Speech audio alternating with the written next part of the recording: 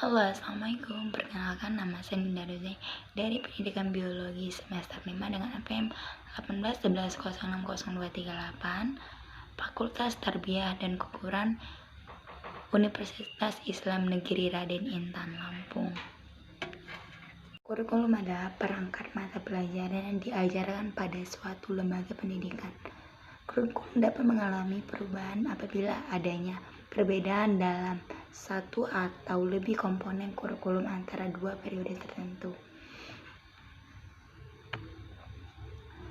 Pada tujuan pendidikan didasarkan pada Undang-Undang Nomor 3 Tahun 2003 tentang Pendidikan Nasional yang mengembangkan kemampuan dan membentuk watak serta peradaban bangsa yang bermartabat dalam rangka mencerdaskan kehidupan bangsa.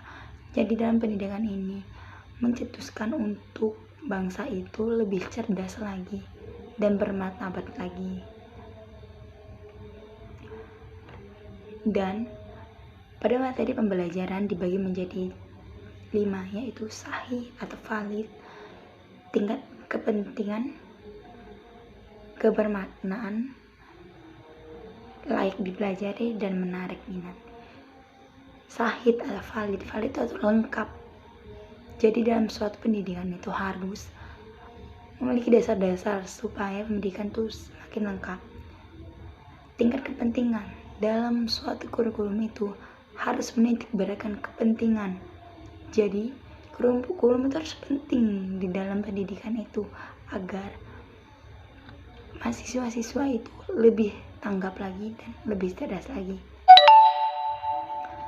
Dan kebermaknaan dalam suatu pendidikan itu atau suatu materi itu harus ada makna tersendiri supaya mahasiswa itu lebih pandai, lebih cerdas untuk memilah. Layak dipelajari, tentu dalam suatu kurikulum itu harus layak dipelajari, karena apabila tidak layak dipelajari, kurikulum itu akan hilang atau tidak akan berjalan dengan mulus. Menarik minat di dalam suatu pembelajaran, guru ini harus lebih pandai untuk menarik minat siswa itu agar mampu memahami pembelajaran yang diberikan oleh guru tersebut. Dan yang selanjutnya, strategi. Tentu strategi sangat penting dalam pendidikan, karena strategi itulah yang akan memunculkan minat siswa itu. Strategi itu penting dilakukan oleh guru, karena guru lah sebagai fasilitator di dalam kelas tersebut. Karena guru lah yang akan memberi materi tersebut, sehingga guru harus mampu memberi strategi pembelajaran dalam kelas. Dan yang selanjutnya, mengapa kurikulum itu terjadinya perubahan? Ada 3 fase itu. Fase inisiasi, yaitu tahap permulaan ide atau perubahan untuk dilancarkannya suatu perubahan kurikulum. Yang kedua, fase legitimasi, yaitu saatnya orang menerima ide-ide yang diberikan atau yang muncul di dalam pendidikan, sehingga terbentuklah perubahan kurikulum. Yang terakhir itu fase kongruensi, yaitu saat orang mengadopsi atau memilah atau menerima, menyamakan pendapat. Jadi pendapat yang satu dan yang satu dijadikan satu, disamakan, sehingga selaras atau sejalan dengan pendidikan. Kemudian ada faktor yang mempengaruhi perubahan kurikulum. Tentu di dalam kurikulum itu pasti adanya faktor-faktor yang mengalami perubahan. Yang pertama, faktor perkembangan ilmu dan kepentingannya. 2, kehendak masyarakat. Tentu kurikulum itu akan berubah karena adanya kehendak masyarakat atau lingkungan. Yang kedua itu faktor politik. Mengapa faktor politik? Karena dalam suatu perubahan itu pasti adanya faktor-faktor yang menyebabkan perubahan tersebut. Yang keempat, falsafah pendidikan. Yang kelima, faktor perubahan sosial. Sosial itu yaitu lingkungan, keluarga, lingkungan sekitar, lingkungan sekolah, dan yang terakhir faktor pembangunan negara dan pengembangan dunia. Latar belakang terjadi perubahan kurikulum itu pertumbuhan yang pesat dalam penduduk. Itu mengapa?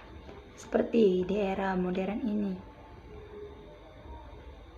pendidikan itu lebih mengutamakan teknologi karena zaman sekarang ini sudah banyak sekali pendidikan yang kita lakukan dengan daring atau online. Yang kedua, perkembangan ilmu pengetahuan dan teknologi yang pesat. Yang ketiga, bebasnya sejumlah wilayah tertentu dari kekauman kolonialis. Yang empat, eksplosi ilmu pengetahuan dan tekanan sosial. Tekanan sosial itu tekanan yang ada di lingkungan kita ini. Kesulitan-kesulitan dalam perubahan kurikulum itu sekolah sukar menerima pembaruan. Tentu, karena sekolah pasti canggung atau kurang menerima perubahan-perubahan yang terjadi. Yang kedua, guru lebih senang mengikuti jejak-jejak yang lama. Itulah guru harus semangat lagi untuk mengalami perubahan-perubahan sosial. Yang ketiga, guru tidak mendapat kesempatan atau wewenang untuk mengadakan perubahan kurikulum. Jadi guru itu tidak bisa melakukan perubahan kurikulum. Meninggal atau dan memerlukan dari biaya yang lebih banyak. Tentu biaya yang lebih banyak itu pasti tentu karena kita harus memperbarui buku yang ada di perpustakaan.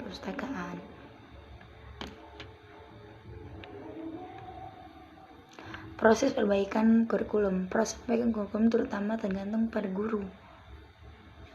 Ya, mengapa? Karena guru lah yang menentukan apa yang seharusnya terjadi di kelas tersebut. Walaupun kurikulum itu berubah, tetapi gurulah yang akan menjalankan, fasilitatornya dalam kelas. Dampak perubahan kurikulum itu ada dampak positif dan negatif. Pada dampak positif, terciptanya pendidikan setara di seluruh Indonesia atau di seluruh daerah. Karena apabila kurikulum itu berubah, maka perubahan kurikulum di Indonesia. Pada perubahan kurikulum di Indonesia, awalnya kurikulum 1947 berubah lagi menjadi kurikulum 1952, berubah lagi menjadi kurikulum 1994, dan berubah lagi menjadi kurikulum 1968, dan berubah lagi menjadi kurikulum 1974, dan berubah lagi jadi kurikulum 1984. Dari kurikulum 1994 berubah lagi menjadi kurikulum 1994, dan berubah menjadi lagi kurikulum 2004. Dari 2004 berubah lagi menjadi 2006 atau KTSP yang kita kenal, yang menekankan pada pengembangan guru, lebih diberikan kebebasan untuk merencanakan pembelajaran sesuai dengan lingkungan dan kondisi serta kondisi sekolah yang berada. Jadi pada kurikulum KTSP ini, guru dituntut untuk lebih aktif memberikan fasilitas kepada siswa tersebut, dan siswa lebih dominan untuk mendengarkan apa yang disampaikan oleh guru. Dan pengembangan perangkat pembelajaran merupakan kewenangan suatu pendidikan. Dan dari kurikulum 2006 berubah lagi menjadi kurikulum 2013. Ciri-ciri kurikulum 2013 itu belajarnya lebih tuntas. Tuntas itu cepat, harus selesai.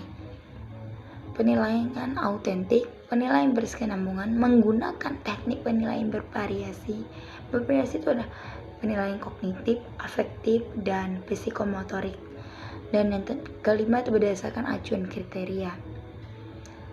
Terdapat perubahan yang terjadi antara kurikulum 2013 dengan kurikulum sebelumnya itu terkait dengan penataan sistem pembukuannya.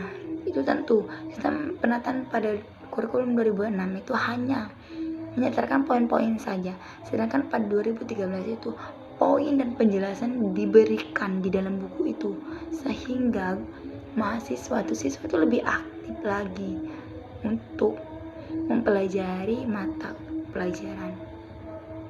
Perhatian terhadap pola pelatihan guru dan memperkuat budaya sekolah, dan memperkuat integritas pengetahuan bahasa budaya.